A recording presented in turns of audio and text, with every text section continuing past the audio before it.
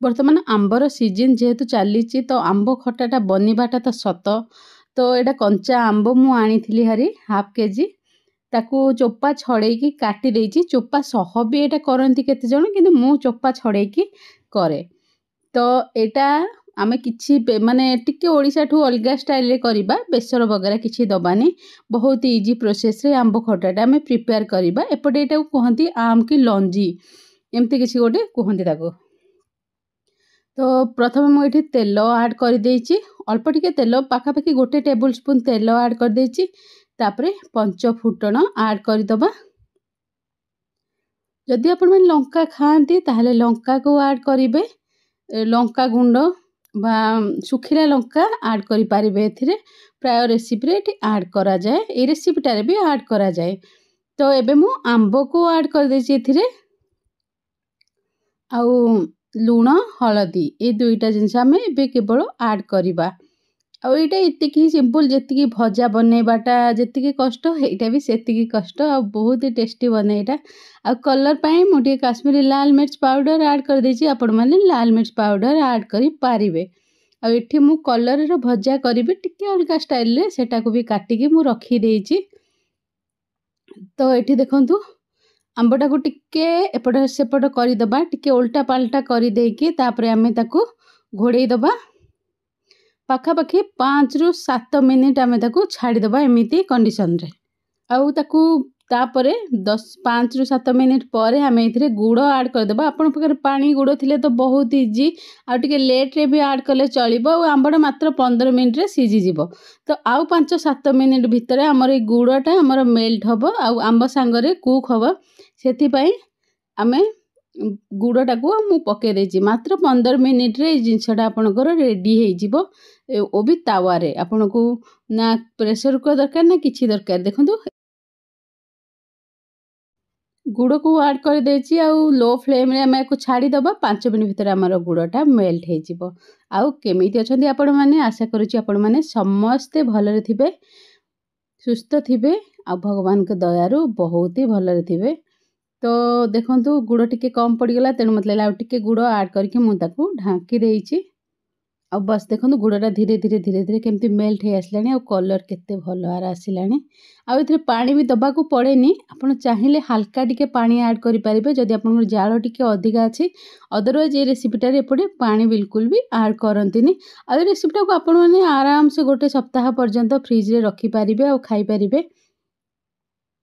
तो मोर तो घरे मु एतिकी प्रिपरेशन कले मोर 1-2 थर एटा खत्म हो जाए। पिलांगोटा बहुत पसंद आ पिला माने खांती। किंतु हाँ आपण मानक जदि टिके टिके की खाउथिबे घरे बाकी एका थिबे या तो अधिक अमाउंट बनाउछंती 15 दिन पर्यंत आपण माने आकु रखिके खाई परिबे। तो एबे कलर रो प्रिपरेशन करि नबा। कलर को देखंतु मु लूण छिंची की रखी देइथिली। तो एथिरो लूणटा जतले आमे पके की रखी दबा माने काटी की धोई की तापर ताकू ड्राई करके तापर मु लूण पकेइथिले। देखो एथरू एमती भाबरे चिपुड़ी के आमे ताकू काढी दबा। केते पानी बाहर छ आपण देखि परिबे। तार पित्ता पानीटा माने बहुत ज्यादा बाहर जिवो। आमे भाजीबा पूर्व ताकू एई प्रोसेसटा आगो करि नबा।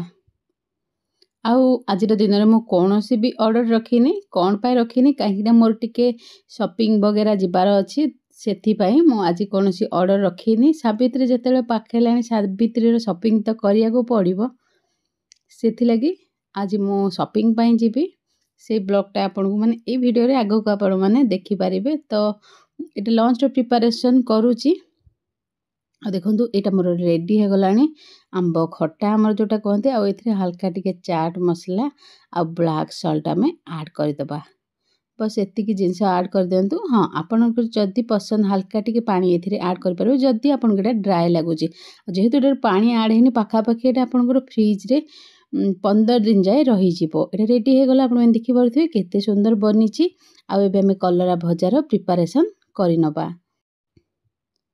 तो यही कड़ी तो पकोड़ा छाणी थी भाविली एटार ही प्रिपरेशन करदेवी। तो कड़ी को भल भाव गरम कर देछि तेल को। आ सीधा आम कलरा जोटा छाणी की रखी थे ताकू ऐड करदेबा। आटा को आम भाजी नबा पाखापाखि 10 ରୁ 15 मिनट भाजी नेले कौन हम ना तार पिता अंशटा कमिजी। तापर आम जहाँ भी ऐड करने कथा आपण मैंने ऐड करें। तो तेल रे खाली भाजी देले आर पिता अंशटा बहुत कम हो जाए। भजारे पियाजटा आम सेमती कंचा भी ऐड करदे सेटा धीरे धीरे सिझिकी ऑटोमेटिक भाजी हो जाए परिबा सांगरे तो भल लगे। आपण मैंने थोड़े ट्राए करें। कलर 40% पाखापाखि कुक हो गला परे मु एथिरे ऐड कर देछि पियाज। एठी मु हलदी लुण भी ये कंडीशन रे ऐड करदेवी आ काश्मीरी लाल मिर्च पाउडर एतिक जिनस आम ऐड करदबा।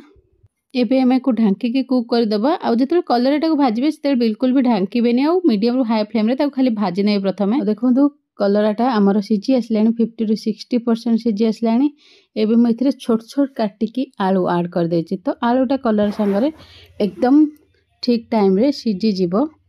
तो आमर माने परिबाटा केति सिझिबो तापर डिपेंड करूछ आमे केते बेले आलूटा को ऐड करूचे। बिना आलू ऐड करके भी आपण माने एटा को करि परिबे। आ आलूटा सिझी गला परे आमे ताको बिना ढांकी की पाखापाखि गोल्डन ब्राउन सब जिनस हबा जाए भाजीबा। आ देखंतु तापर ताको भाजी देला परे कलराटा रेडी हो जाइछि। आ आजिर खाइबारे करछि डाली ता सारे कलरा भजा ता संगरे आंबो खट्टा।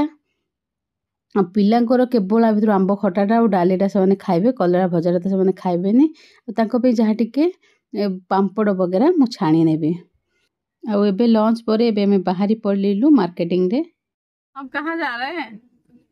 मेरा बच्चा कहाँ गया दिख नहीं रहा है मेरे को। कहाँ जा रहे हैं हम? नोएडा। क्यों? तो पता है हम कहाँ जा रहे हैं और क्यों जा रहे हैं? बताओ कहाँ जा रहे हैं और क्यों जा रहे हैं? हम जा रहे हैं अट्टा लेने के लिए चप्पल बट्टा। खाएंगे थोड़ा मीठा और खट्टा। अच्छा पर वो ठंडा होना चाहिए। ठंडा ही होगा। क्या चप्पल? गरम खाने के लिए चप्पल खट्टा मीठा। खट्टा मीठा क्या है?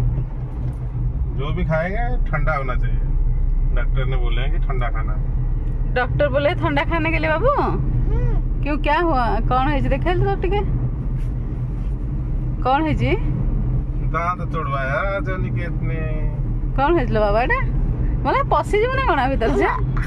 कौन है जेटा कहलु टे? दांत। कौन है जो दांत? डेंटिस्ट ने दांत तोड़ दिया। डेंटिस्ट ने दांत तोड़ दिया? क्यों? क्योंकि पीछे दांत आ रहे हैं। हाँ और केतोटे मुद्रा खर्च करी आसले डॉक्टर पाखरे बाबू? 400 लाख। 400 लाख केते कितना होता है? 400 लाख केते? 4,000